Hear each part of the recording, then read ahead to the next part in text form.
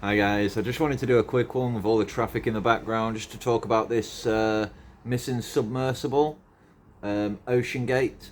I think now that I'm making this video, as far as I understand, nobody has found them and they've got approximately 5 or 6 hours of oxygen left, which, as I understand it, even if they found them right now, it would take that long to get them to the surface and unbolt the hatches. So rest in peace to those unfortunate people. I just wanted to say a couple of things about it that people are mentioning. So, the first thing, I've just been watching a news article that was talking about the fact that it was ahead of regulation and regulation was unable to keep up with the design of OceanGate. And it just got me thinking that that's absolutely true of every vehicle that's ever been made. It's absolutely self-evident that the Wright brothers did not have risk assessments done of the aeroplane that they'd literally just created themselves before they flew it. I mean, the same can be said of cars or even motorbikes. And anything, any new vehicle like that, it obviously poses not just a risk to the people on board, but also anybody else who happens to be underneath or in front of these vehicles. At least with a submarine, they're only really putting themselves in danger. And as I've heard a couple of people mention, the, ask Edmund Hillary why he climbed Mount Everest, and he'll say because it's there. I mean, obviously there are risk takers and adventurers who are willing to put themselves on the line to try out these new vessels, and they all signed contracts. They were well aware of the risks. The other thing that I wanted to talk about, though, is the opposite, where everybody's kind of giving them a pass on something that I don't think they should get a pass on, and that's the controller. Because everybody's talking about this Logitech, and they're all getting it wrong.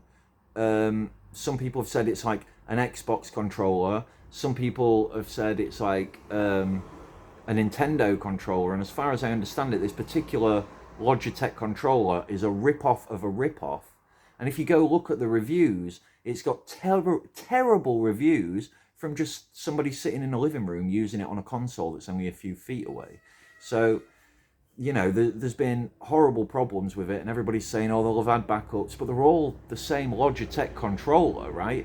And also, as I understand it, calibration, you need to calibrate the control pad to the systems. So if they're having a system problem that's affecting their controls, it's going to be very difficult, unless they've already thought this through, to calibrate those controllers. I'm not making any suggestions, but the pictures that we see, the comparison pictures, it's like, oh, the army use Xbox controllers. But whenever you see those pictures, they're kind of like mine in the fact that they're actually wired in, unlike the Logitech controller, which was not wired in.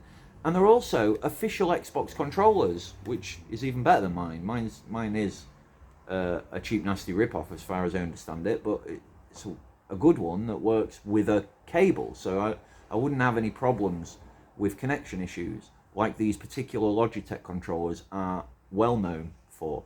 And yeah, the comparison, the side by side that we're getting is the army use official Xbox wired controllers. It's completely, there's no comparison there. Ask any console gamer. The PC gamers are idiots. They don't have a fucking clue what they're talking about. They don't even seem to realise that everything they do is pay to win, because whoever's got the better PC wins. But games console gamers, people like myself, we can immediately tell that the only pay to win element on a console is the control pad. And we're not going out buying £15 Logitech control pads, mate. Nobody's doing that. Not even just to win a match on a computer game, let alone to drive a submersible 2.5 miles deep to the freaking Titanic. It's just not going to happen.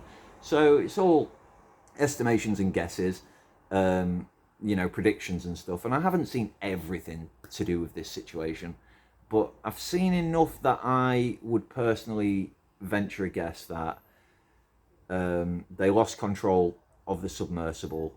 They were still alive. They might actually still be alive as I'm recording this, God rest their souls. And there's no hope for them at this point.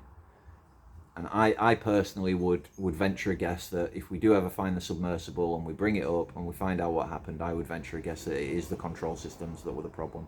But ex-passengers have mentioned that they had a lot of other problems. There's been communication problems and all sorts of other signal problems as well. They were using Starlink, and Starlink, I don't know enough about it, but they are using it for them satellites, right? Starlink is what they're planning to use to make the rockets come back down or whatever. I wouldn't be able to suggest that the fact that they were using Starlink caused issues, but with it being such a new modern system, we're not aware of all the glitches that can occur in that system yet, right? Like, those things come with time. And unfortunately, this may be one of those sad instances where we find out that one of those potentially life-threatening glitches happened, and we find out the hard way. But yeah, personally, I'm under the impression it's the controls. I don't know why everybody's giving them a pass on the controls.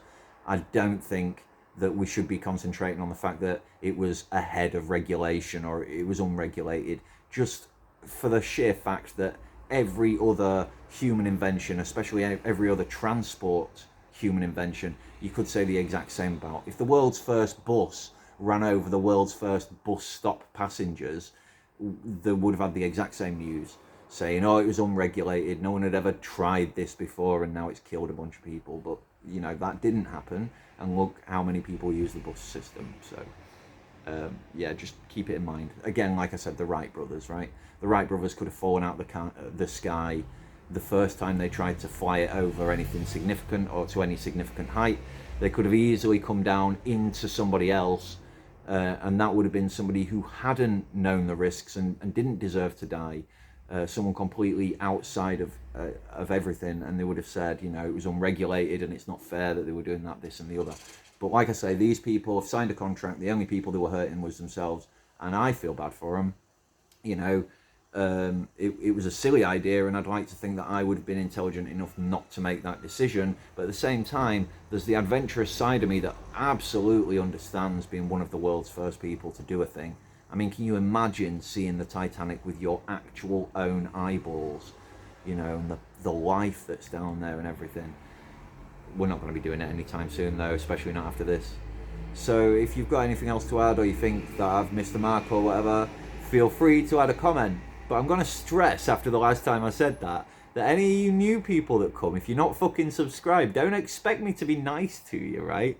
You are going to get just as much my personality in the comment section as you get anywhere else. I'm absolutely gonna rib you and give you shit if you got something to say that I think stupid, right? And I don't even care if we agree. Even if we agree, but I think you're missing the mark on something, I'm gonna kind of take the piss at you about that. And don't blame me if you leave a daft comment on my video. I've already made this video. I have no idea what stupid comments might appear on it, right? So don't fucking blame me. You made the video, it was 8 minutes long. Oh, that's a long video. You know you are, dickhead. Shut the fuck up and go away.